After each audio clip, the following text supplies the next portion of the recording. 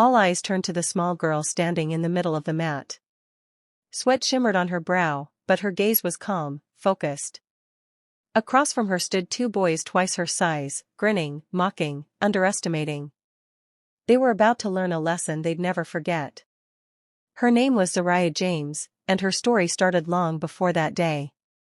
Zariah was 9, shy, and small for her age.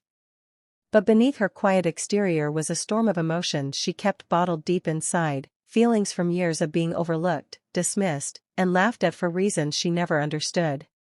She lived with her mom, Tasha, in a modest apartment in East Atlanta. Her dad, an Army veteran, had passed away when she was only 4. All she remembered was his deep voice, his warm hugs, and the way he called her "little lion." She missed him every day. Her mom worked long hours as a nurse, often leaving early and coming home late, but she always made time to remind Zariah of who she was. "You are strong, baby," Tasha would say, kneeling in front of her daughter with tired eyes and a loving smile. "Don't let this world tell you otherwise." Zariah believed her mom. But the world didn't. At school, Zariah was quiet. Too quiet. Other kids called her weird, said her hair was too puffy, her skin too dark, her voice too soft. She tried not to let it bother her, but it always did. Things got worse when she joined a local karate class. Tasha had enrolled her after seeing Zariah come home crying from school one too many times. She thought it would give her daughter confidence, something to help her stand tall when the world tried to shrink her. At first, Zariah was excited. She watched videos of martial artists flipping, blocking, striking. She imagined herself in a crisp white gi, kicking like the heroes she admired. But the first few classes were rough. The other students were mostly boys, older and louder, and some didn't hide their annoyance at her presence. "Isn't this for real fighters?" one boy, Marcus, had said. "Not for baby dolls." "She gonna cry if she breaks a nail," another chimed in.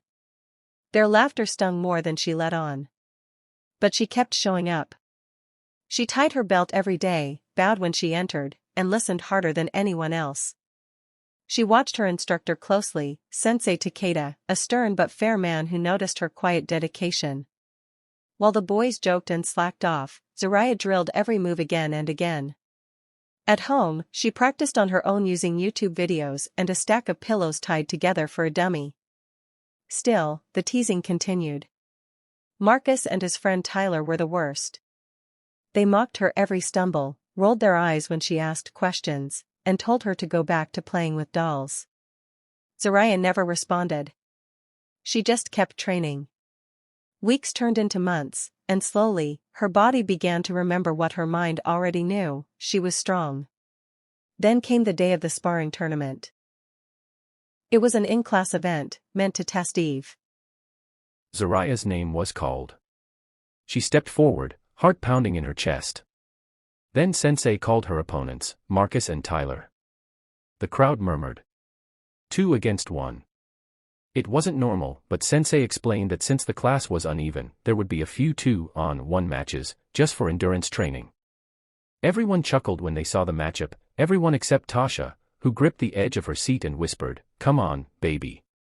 Marcus smirked as he stepped onto the mat. "Try not to cry," he whispered. Tyler snickered.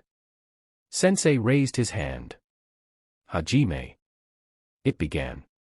Marcus lunged first, overconfident, throwing a sloppy punch. Zariah ducked under it smoothly and delivered a sharp palm strike to his gut. He stumbled backward, gasping. Tyler rushed in from behind, but Zariah spun, grabbing his wrist and flipping him cleanly over her shoulder. The mat shook when he hit the floor. The room fell silent. Marcus, red-faced and furious, charged again, this time with more force. But Zariah was calm. Focused. She blocked, sidestepped, and swept his legs from under him. He hit the ground with a thud. It had taken less than a minute. The room erupted. Parents clapped, some students gasped, and Sensei simply nodded with a satisfied look. But Zariah didn't notice any of it. She stood there, breathing steadily, eyes closed for a moment, remembering her dad's voice. "Little lion." After class, Marcus and Tyler didn't say a word. They avoided her eyes. Later, they even apologized, quietly, awkwardly, but sincerely. Zariah accepted it without a smile or a gloat. She didn't need their approval. She had found something better. That night, Tasha wrapped her arms around Zariah and whispered, "I'm so proud of you, baby." Zariah looked up at her and said, "I didn't think I could do it, but I did." Her mom smiled, tears glistening. "You've always had it in you. You just needed to see it for yourself." From that day on, everything changed. Not because she had beaten the bullies, but because she had proven something to herself, that no matter how small, how quiet, how overlooked you are, strength isn't measured by how loud you are, or how big you look. It's measured by how hard you're willing to fight to believe in yourself. And Zariah James. She was just getting started.